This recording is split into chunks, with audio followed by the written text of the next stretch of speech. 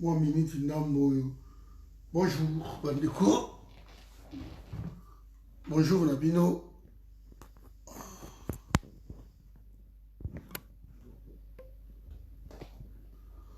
Ndeko na ngai no surtout mbote.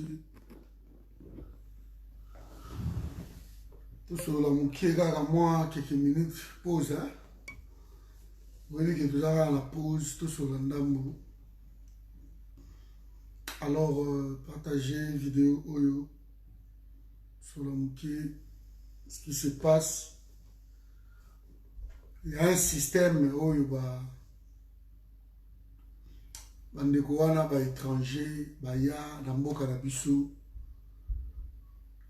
to yamba bango to Congo c'est un pays hospitalier hein? Hospitalier na niveau moko ya osanganate. Donc on les a accueillis chez nous. Bonjour maman Fifi. On les a accueillis chez nous, on les a tout donné.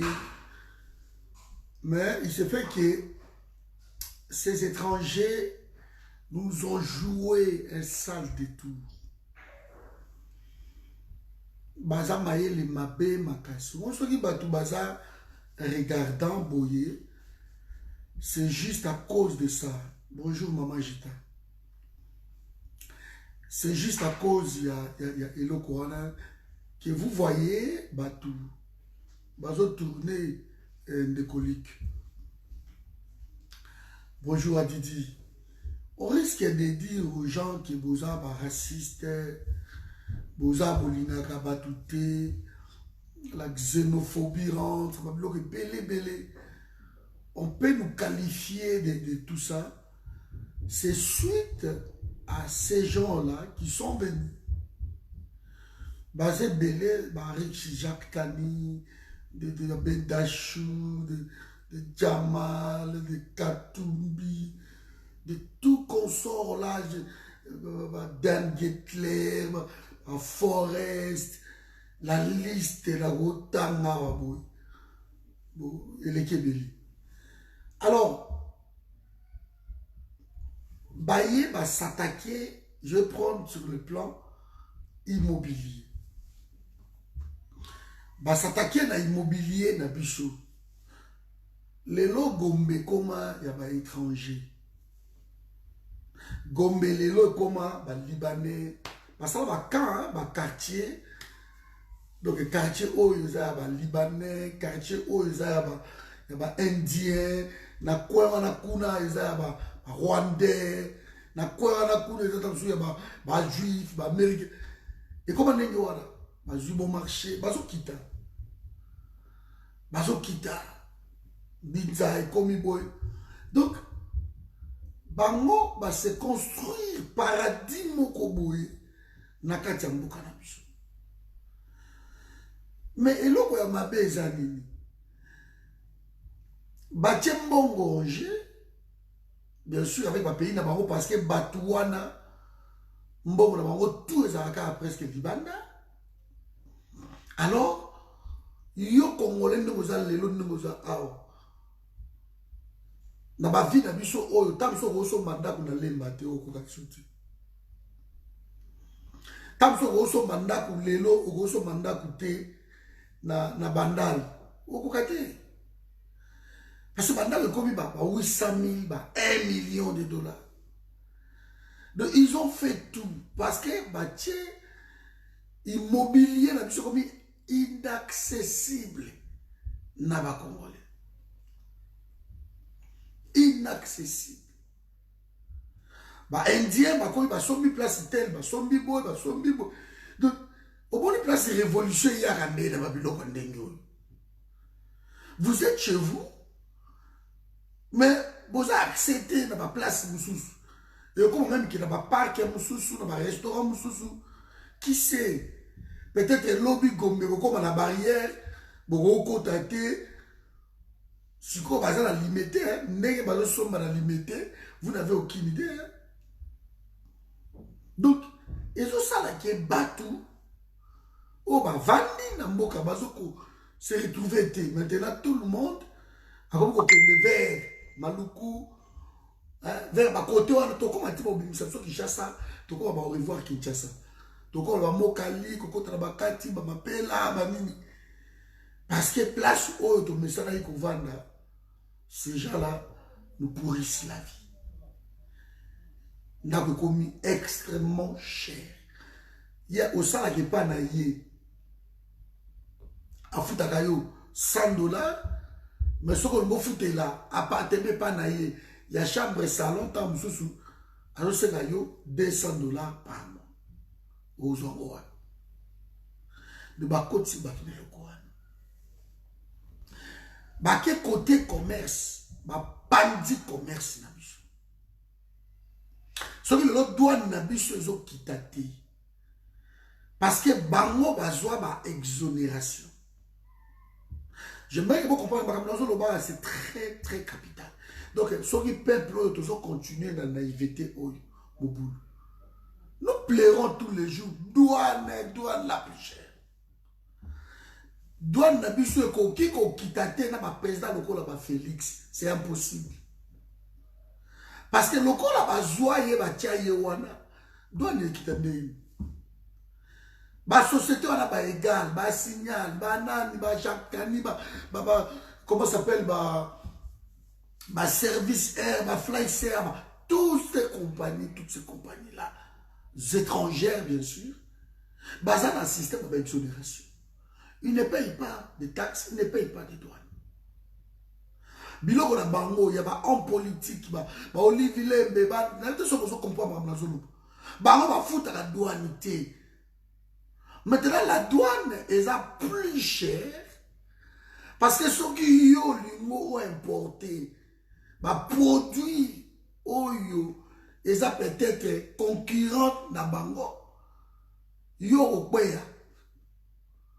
Ce qui a été au Somba, Basoso, na Brésil, je donne juste un exemple simple. À Sombi, des conteneurs, il y a Basoso, Ayenango, il y a au foot à douanité. Ça, c'est un Libanais qui importe Basoso.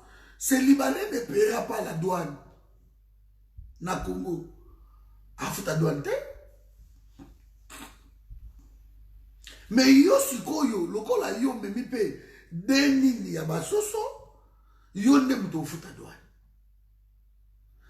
Douane na yo eza plus cher pour décourager yo au même alisusu basoso te et que ces Libanais continuent à tuer les Congolais. Et vous verrez que à autre so beloko mo kuna 2000 aye na mateka ngo 20 000. Il gagne la douane, la taxe, la Makambutu. Il est exonéré par le ministère, il y a plan et le ministère des Finances. Il est exonéré. Donc ces étrangers-là ont construit un système pour appauvrir les Congolais chez nous. Les Congolais, à un moment donné, tozo bundana, tozo meka, tozo meka, tozo meka flat, moi le moka mike. Mais la fête, nous sommes chez nous. Tout le monde pas tata moi si et pas noko et pas papa l'autre, je ne sais pas. Donc yo quoi importer bilo a oliati. Tous les gens qui commerçants ko la ba dokolo ba kansebo to ebi bango.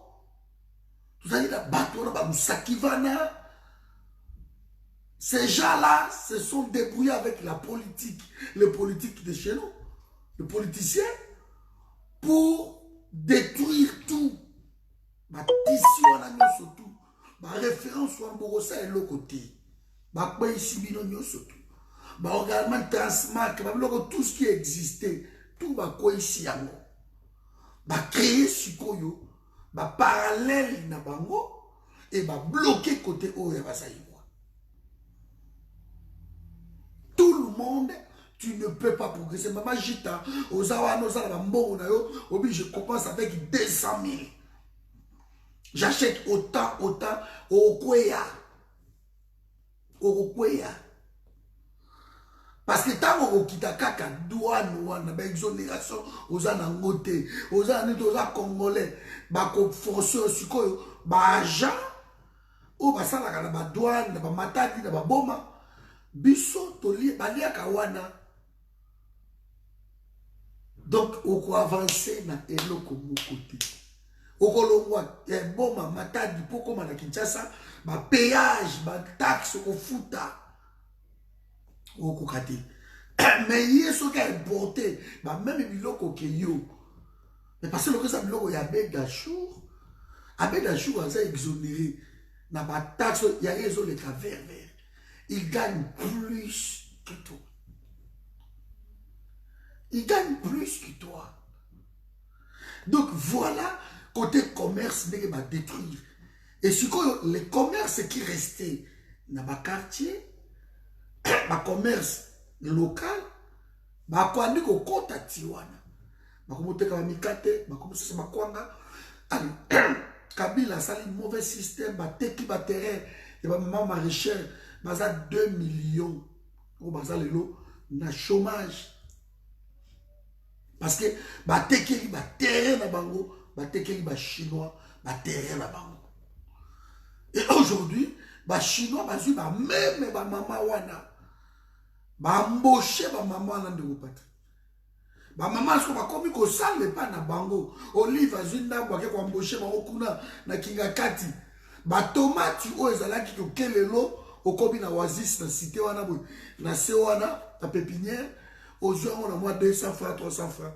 Non, le ko la chinois komi kolo nango et pas na bino. Okoya boy e komi de 1000 francs et komi. Je ne sais pas si vous voyez ma camouna zoloba. Donc, ils ont kende ndenye wana. Et le cause là, il est sous ah, liboke na ya matembele. Et zala qui côté moko boy. Liboke matembele zala qui 200 francs. Mais le coup là, maman là nous surtout ba somba ba terrain na bango. Ils ont embauché de même dame, ba même produit wana. Si ko yé libanais wa ya wana, a sobi ma belé pa na yo, a embauché ba ndeko na yo. Bande kote kango ndeko loso a teki 200 francs, ya zo te kango 1000 francs, 5000 francs pour na a gagner plus que toi. Et c'est le système. Bah que même tie pas chef coutumier. Ko boto na bango ba droit na bango ancestral, ba droit tout, ba boto li bango yango. Et les chefs coutumiers sont devenus des salariés. Parce que bango l'État, il faut pas te kasikoyo. Voilà la mort de Kamena Sampo qui avait refusé tout ça. Bino, ma chef coutumier, aux aurons 3000 $ par mois. Bokagi ma belle tout est commis, il y a l'État. Et ma belle tout on a le commis, il y a l'État. Tu n'as aucune chose. L'État a été ma belle par la bino. Voilà pourquoi ma Kabila, ma toi surtout, ma hectare, na hectare, na mboka na biso. À ça présent 66 000 hectares na bamboka na biso ya bango moko. Bako na ba ferme par-ci par-là parce que mabele ba boto na ba chef coutumier ba gardien naturel et comme un ministre moko faire foncier en accord avec ba libanais banani parce que là bango ba terrain et pas na biso. Et c'est ainsi que nous perdons petit à petit cette autonomie. La loi Tchani et quand il a même voté Boutier président zaïrois congolais, ça ne dérange pas. Mais nous aurons un problème, c'est le système qui perpétue Félix jusqu'à aujourd'hui. Ça, c'est le vrai problème. Ça, c'est le vrai problème. Quand on a vendu banini terrain, il y a Mboka comment partager une vidéo massivement. Je sais que dans la mois pause, je vais arrêter bientôt. Quand on va vendre le terrain, il y a intercontinental. Mathieu appelle d'offre. Celui qui a acheté ça, Jacques Tani. Parce que terrain est extrêmement cher. Aucun Congolais a reçu son bango. Et ils ont veillé là-dessus. Même que les Congolais ont 50 millions de poufs, cash à la solitaire, à Zate. C'est ainsi qu'un Libanais peut acheter, un Indien peut acheter, un Terre peut acheter. Donc, Il faut une révolution totale. Changer vraiment complètement le système. Sinon, même la loi Tchani passée, il n'y a rien qui va se faire. Toquer la banque. Maintenant, ta peau arrive. Oh non, crédit, des trucs tous comme ça. C'était bien. C'est que maintenant, ta peau avait fait. Mais il n'y a rien. Parce que nous en avons aujourd'hui presque 23 banques dans Congo. Et toutes les banques sont étrangères. Il n'y a pas une banque congolaise. Si vous voyez Baraté, je t'apprends aujourd'hui. Il n'y en a pas une banque où ils ont tout. Ils ont étranger. Et ça va banque na banque. Ba Indien ba ça banque wana, ba ro banque wana. Oh banan ba ma ça ya banque. Oh Libanais ba ça banque Biblos. Oh banan ba ça va banque na banque. Si on a ba banque na banque wana yo commerçant congolais. Aux accès à crédit kunate. Aux accès à crédit de base vraiment mité mamabe. C'est pour cela que je vous l'ai dit que ces étrangers là, pourquoi moi je soutiens même cette loi Tchani? C'est toujours un débit. Parce que ces gens-là,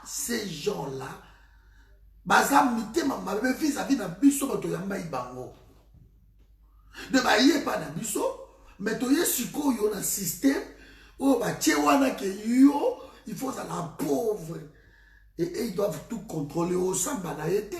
Ils ont acheté tout le monde de juge, de président. Yo bouger le côté. C'est lui qui gagne. Et dans la banque, ceux qui sont congolais, commerçants, au lieu qu'on soit crédit, bah, il y a 1 million de dollars chiffre d'affaires, pourquoi ils savent? Pourquoi ils savent? Parce que il y a des conquérants dans Bango. Tu arrives comme ça, là, il y a 200 000. Bah, il y a 1 million. Bah, on va allonger le système. Le direct à la cotisation, il y a remboursement. Bon, si on a 200 000, il faut que ça soit dans 6 mois. Dans le monde entier, ça se fait où? 200 000, on soit dans 6 mois, 4 mois, 5 mois, on est au côté. Alors que on a fait ça bloquer quelque part. Tu n'arriveras pas parce que beaucoup de commerçants, selon mes enquêtes que j'avais fait, et là j'étais sur place au Congo, mes enquêtes, donc des dettes intérieures, il y a pays, tout est bloqué depuis Kabila jusqu'à aujourd'hui. Ça fera presque 20 ans aujourd'hui que les dettes intérieures sont bloquées. Alors que les dettes intérieures, voilà, elles ne servent pas à opérateurs économiques des nationaux. Ce sont eux qui créent des emplois, ce sont eux qui allègent un peu le gouvernement, ce sont eux. Mais comme on va détruire Nyon Soto, ils ont touché là-bas. Tout ministre qui va arriver, Batouana va veiller en sorte que tu ne payes pas ma dette intérieure. Tu ne peux pas payer. Autant de compagnies. C'est ça, système au moi, je fais mes vidéos pour vous faire comprendre que tu restes l'esclave, mais dans ton propre pays. Tu ne peux pas évoluer. Mais quand vous savez que commerce, lobby, ces gens-là vont passer derrière Bakondi. Il y avait le père Victoire. Maman Poto, c'est là qui est ici. Il part que tu es Koufi. Tout c'était père Victoire. Où les gars de père Victoire, où sont les père Victoire. Il y a des gens qui ont blanchi, c'est Donald Trump à Kanda Yango. Boulangerie, tout ça, il y a des quartiers, oh, Kovo va dire, c'est Koufa. Ils ont créé ma parallèle dans Bango, Nambo Kanabiso, tous autres avoir une complicité avec ces hommes politiques là. Ils vont s'en sortir. Alors, dans Bamboko, tous ma préférence nationale existe aussi. Bango, ça attend sous ma salle demande, il y a Nini. Comment je vais dire? Ma salle demande, il y a. il y a appel d'offres. Mais bon, ça va toujours pour la bande de Konabango. Toujours pour la bande de Konabango. Donc nous, on n'arrivera pas. On s'en sortir de notre pays, on va côté où on a kangano surtout. Vidéo, on a ça, la moto à comprendre comment à soutenir Félix Tshisekedi. Parce que sa politique n'est pas claire. Il avance dans la même bêtise, pire même que Kabila. Il signe des contrats léoniens. Pour créer un problème, il est en train de signer. Douane. Maintenant, les warriors sont là. C'est lui qui maîtrise tout maintenant. Il a tout. Comment va Matisse sous douane de ça $50? Alors c'est déjà la douane la plus chère. Tu s'en sortir, tu as les biso congolais qui au sombaki moi combine yo moko taxi biso moko tindi et beta moi ouais ça biloko batike les biso yango wana tu t'en sortiras pas. Prenons les transports aériens. Nous on avait des Malila Express, on avait de tout ça là, il y avait beaucoup de compagnies. Babomi yango tout. Et tu as des compagnies exclusifs dans le Congo. Fly CA, na côté Nino Service Air. Fly CA, Libanais, tu es bien mot. Tu es juif, la Mwakati wana. Service Air, allez, Batique Liamo, Indien, Henri Jacques Tani. Avec par la 1992, pauvre.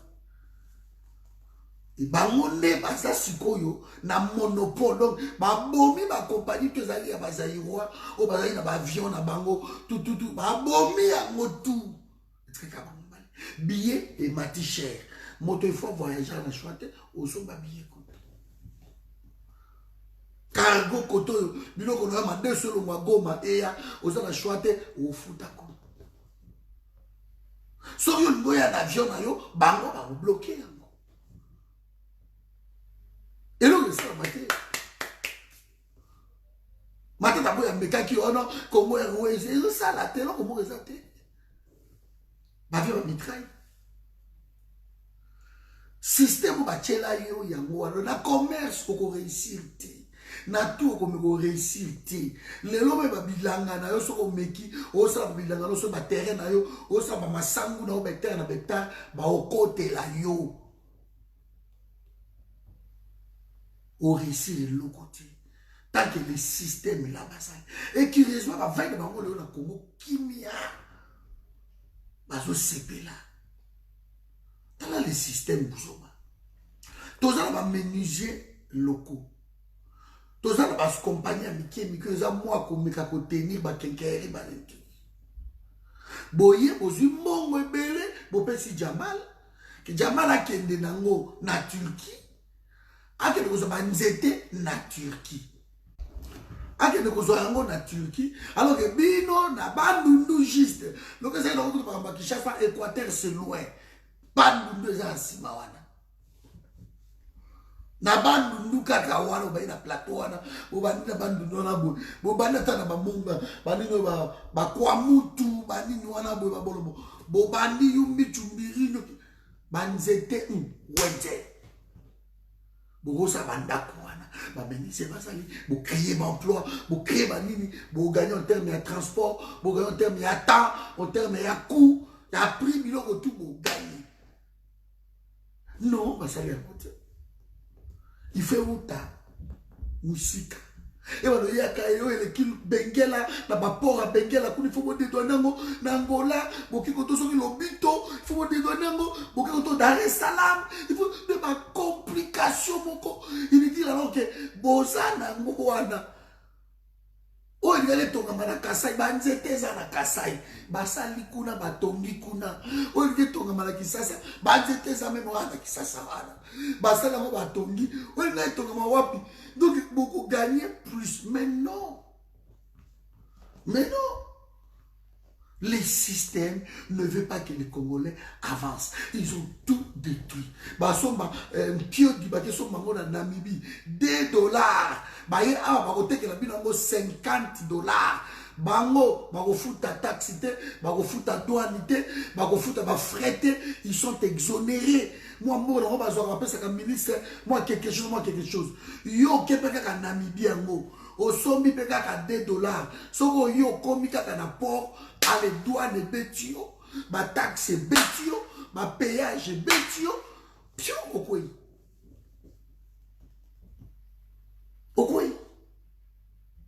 Un système monté de toutes pièces. Voilà pourquoi nous disons que non, baza mité mamabe na nega ko satanate. Baza ko s'enrichir na biso. Ba réduire ce que ba congolais, ba tikali ba pousse-pousseur, ba congolais ba tikali ba petit chauffeur de taxi, ba tikali ba kela internet, si ko ba komi ba chroniqueur, adimi ba tout cas sur pasteur, ba tala ba pasteur. Tout ça sont 100 000 pasteurs sur lui. Ba toni bon le kilo ba pousser bino na babiloko wana ko aboutir bino. Et il s'étale à partir là. Bazu ba nini na biso, bazu ba nini, madame Geker gagne 100 000 dollars par jour na moka na bino, bino ko gagner et l'autre côté. Pour ceux qui ont sommi mine wana yoza iwa ba ko compliqué oti o ba bo. O te ki amoka kotiki, o bi kuna c'est compliqué. C'est comme ba katumbi oyo. Tant ba profiter loko ba mine wana bo. Acha ba compagnie wana tout, ba camion bi musaka ba minéré ke na ba kasumba sa kuna tout ya katumbi presque. Yo ba Congolais boza kuna na Katanga et tout consort, boko ki même pas bon. Na sobi de car na 3 car na tena nini.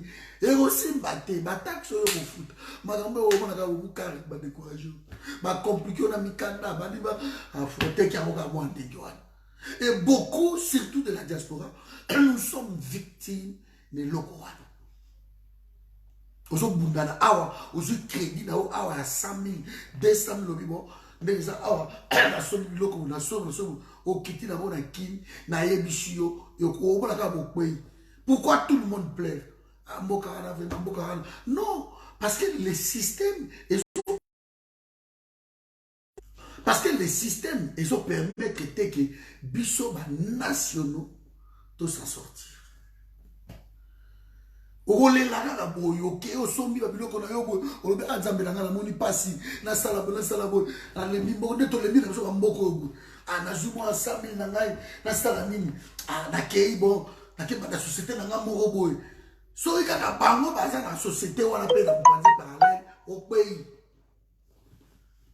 pays au avancer te bande ko ngai parce que ba ko sala nyonso tout ba le pas ministre ba le pas général ba le et qui font ce genre de choses c'est qui eh ben ce sont tous ces étrangers là les Libanais les comment je vais dire les Indiens, les Américains, les Juifs, le Belge, les Français, ce sont eux, bah sangani, bah bitoye pédant ko boma pays oyo.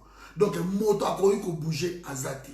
Nani cordon papier bisa Olivier qui l'arrête de m'appeler à zo déranger les autres kata vidéo. Merci.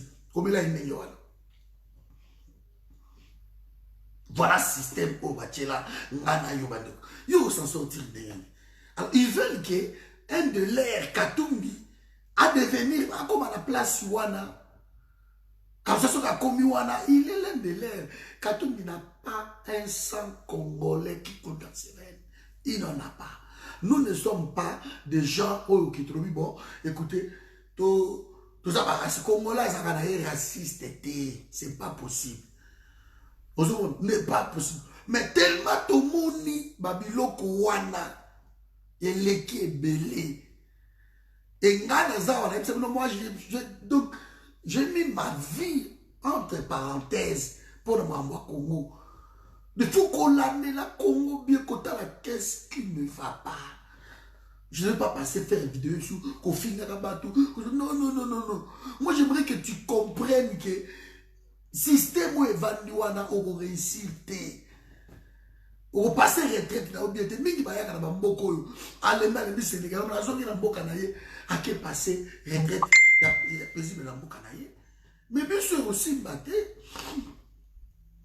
au moins, quand tu préfères à tout vendre dans la biso awa. Pourquoi tu préfères à tout vendre dans la biso awa? Tu préfères à tout vendre dans la biso awa. Pourquoi? Parce que aux n'est pas dans yo moko, aux autres nous avons qui ndoki moko et pas dans yo moko. On nous a un problème moko et pas dans yo, c'est chez toi. Mais nous tu as un problème moko comme étranger pas dans yo. Avec un chou à sauter, à sauter, à sauter, à la garde, au couvre-feu. C'est pas leur problème. Parce qu'ils ont acheté le système. Ils ont acheté le système.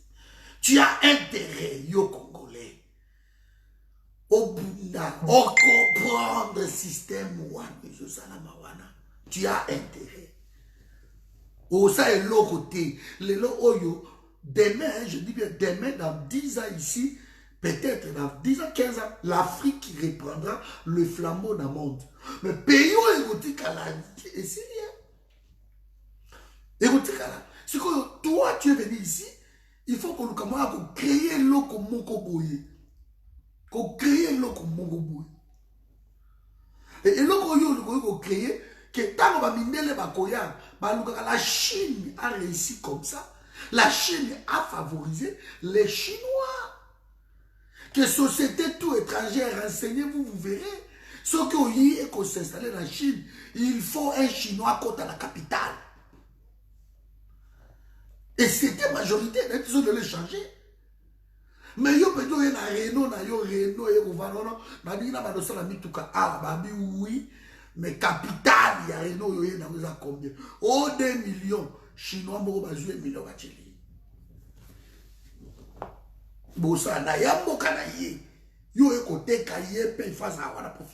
Vous créez des emplois ici. Ma main-d'œuvre locale. Vous créez tout. Et par la biseau, ma compagnie, tout presque, ça va être bâtard. Parce que moi, je suis un dit compagnon, je suis ok, vous avez une expertise. Moi, ça fait 17 ans, je suis chef d'équipe dans le VRD. Voirie et réseau du VRD. Je vais même un BTS de ça.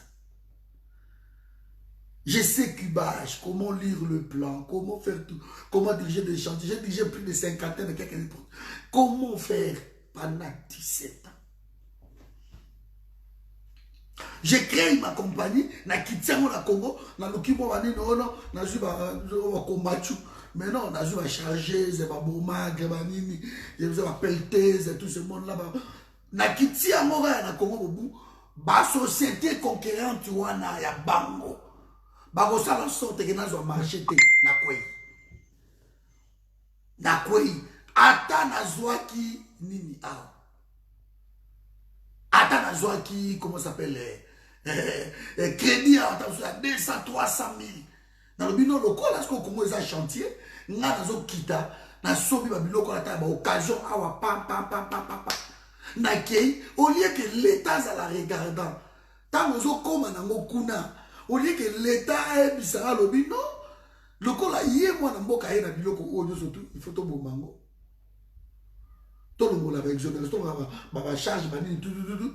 Aïe, a créé un emploi, aïe, automambo kanaï. L'État a chauffé depuis Kakamata, l'État a quitté. Yo bandi guerre, yo na l'État.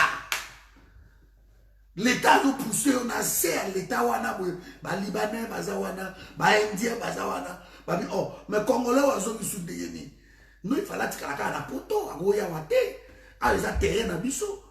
L'État bandio na matadi au foot à beaucoup ça na beaucoup kende beaucoup de au moins de mais la somme bilo kango 200 000 l'État so 50 à 100 000 pour te donner yango donc dio bamsu ba sunola alors c'est pas possible pour la au sunoli l'État ju yango tant que tu vends tout ça cher ba tuwana ba ba so ba machine na yo ba bilo ko notu ko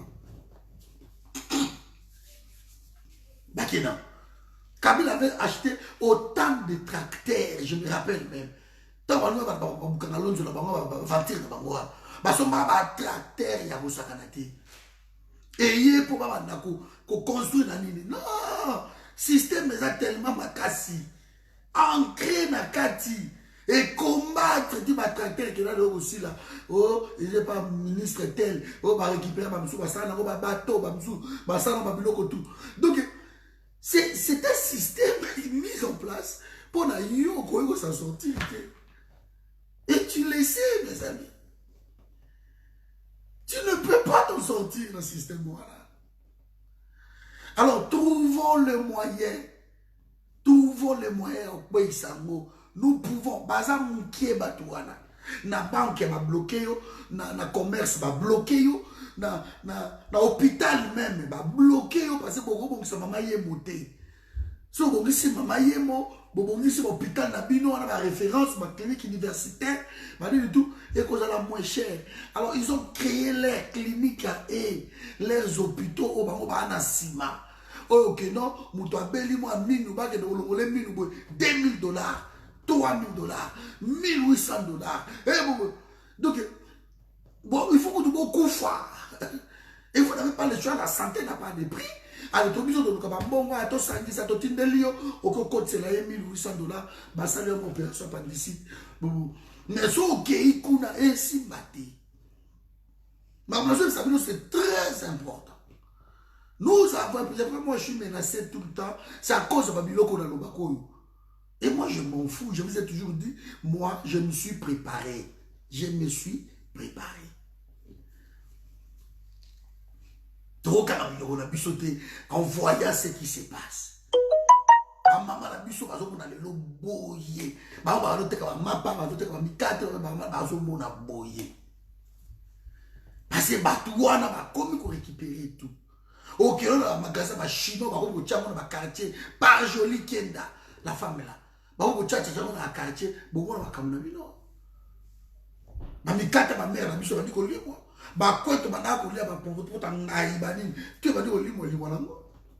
ces gens-là commencent à récupérer. Ils vont récupérer ma lewa. Ils vont récupérer tout. Et quand même ma lewa, ok, on parle à chinois, ma lewa. Ils vont tout récupérer. Parce que mon thème na bango wana et lui que Congo ya moni bango na mboka na bango bazo prier Bouddha bazo prier ba Allah na bango que il faut pas tia makolo na Congo. Pourquoi vous avez na Congo à pauvre après 2 ans a commis riche millionnaire. Mais ils ont prié Yesu olali mutu na se ba jeune ba kanto obima kako kenata na Benin. Pourquoi il faut bimo ke Benin, yo bimo ke Zogimbo kanini, ok Bangladesh, ok de risquer ba mai, ok on va na Maroc, na ba pays arabe ba linga ka batute, ko kata ba de ko so ba mitu, ko zixera ba bougie, ba nini, ba souffrance wana tout, yo ko sala yango parce que le système là et ça y en sorte qui yo ko sentir pas noté.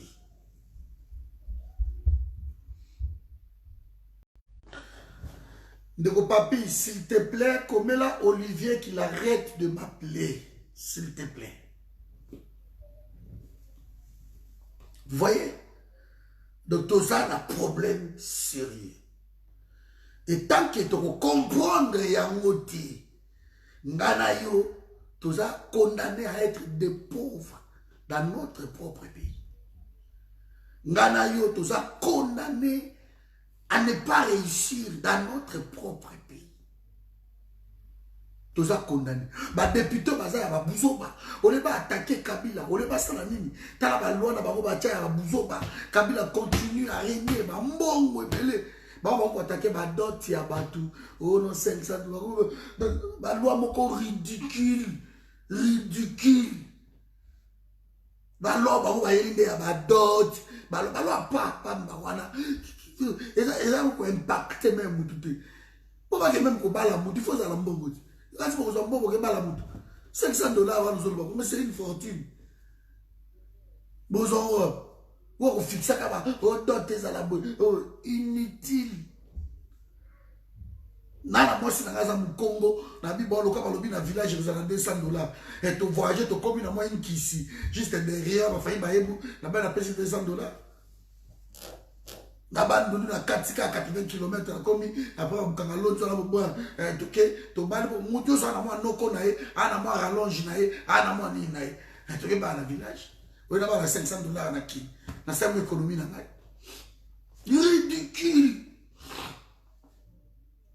ridicule la loi bêtise comme ça. Voilà la loi on est en train de vendre les pays. Le pays est signé, le président va signer un accord, sans passer par le Parlement. Quand on va gagner millions de bango, on va le vélo.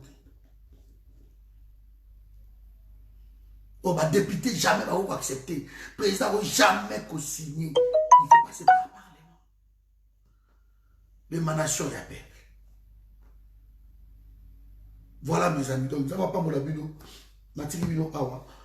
Makambo da lobi oyo bato va continuer à retard pour reprendre vidéo oyo.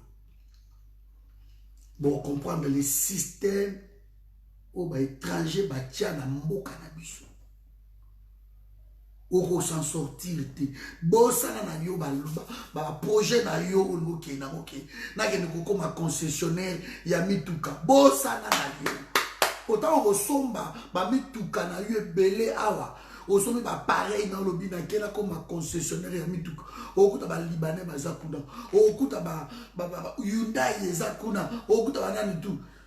Ba le système va péquer esprit des morts vous allez soutenir. Non, c'était simple.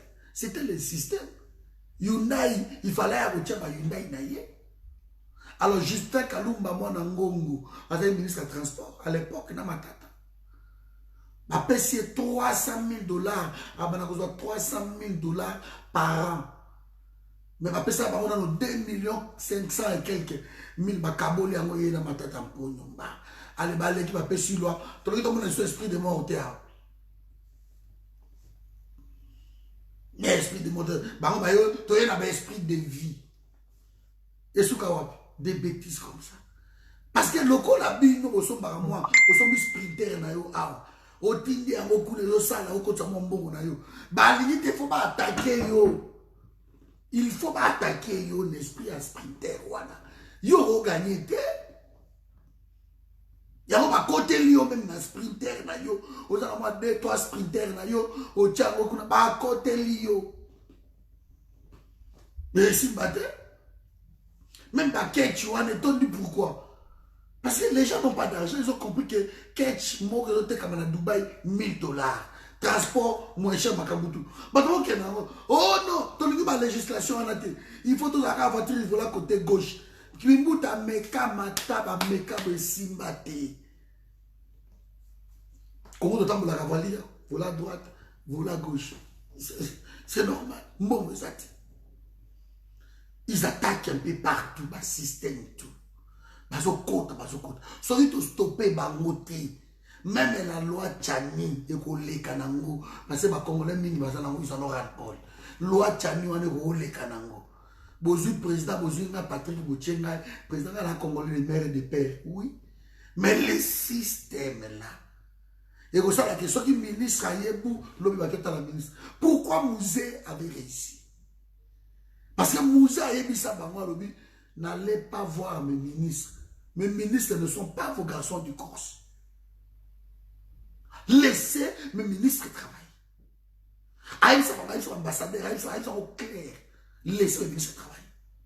Il y a un politique comme Moussa qui est nango. Après, il y a un système en moins de 3 ans. Système est payé. Au moins, il va vomir. La période de Moussa est stable. Il faut un président fort. Il faut un président fort soutenu par le peuple. Être bien conseillé. Ce n'est pas d'être rempli avec autant de conseillers pour ne rien faire. Ça ne servirait à rien. À rien du tout. Il faut se ressaisir. C'est pour cela que vous verrez, les Warriors sont là. Mais depuis Bazawana, et l'Oko va réussir. Les Warriors ont réussi à une chose. Combattre sa taxe. Barameye. Banimeye, 3e vague, Covid et Covid, tout foutabou, tout ça là. Les Warriors, Matsidouane, Baye, et le go très on faut pas match Fabilo Kouana. Nande balobio, basoso kita, o bali loué ko kita te. Boza na monopole ya commerce te, o kita onde. Les opérateurs économiques tous bato wana balibanais baétranger banani bango tout nde opérateur économique bango nde bato botikela bango ke baimportaka babiloko bayaka nango Congo ne produit rien soki yo repose bango na biloko na bango yo repose bango keno biloko na oteka yango temps eyo passé te si l'État produisait, si l'État avait ses commerces, si l'État avait ses Kansebo, si l'État avait ses Lusakivana, so azaki na bato na ye wana, il y a simba à coopérer na bana mboka, ke no bana mboka, to po bango te to kende. Mais non, biso l'État azana te. Lelo comment non, Abeda Chouk moto important. Oh Jamal moto important. Nan oh Jack Nani, oh Nani, oh Boubou. Et voilà, le système, il y a un donc, il y a un mato qui toque des gauches à droite. Ou bité ou dans le système. Voilà, les amis. Donc, nous avons pas on est ensemble. Mais quand on partage vidéo, donc on est ensemble. Voilà, aujourd'hui, beaucoup de gens ont compris que Batomi Balandaï Félix, on comprend la vie. C'est pas la peine. On a fait une bêtise grave. On va se ressaisir. C'est tout. On va se ressaisir. Malgré ma arrestation, malgré ma convocation, mais il faut que changé exactement. Parce que le système est entré dans le niveau de justice, dans le niveau de tout. Au lieu de s'attaquer dans ma cambu, on va s'attaquer dans mon mabé. On va s'attaquer, mais mabé. Et si j'ai toujours dit, si vous voulez faire quelque chose, faites-le, mais faites-le bien. Ce n'est pas éternel recommencement, ça se verra. Voilà, et puis bonne journée, on est ensemble. Merci.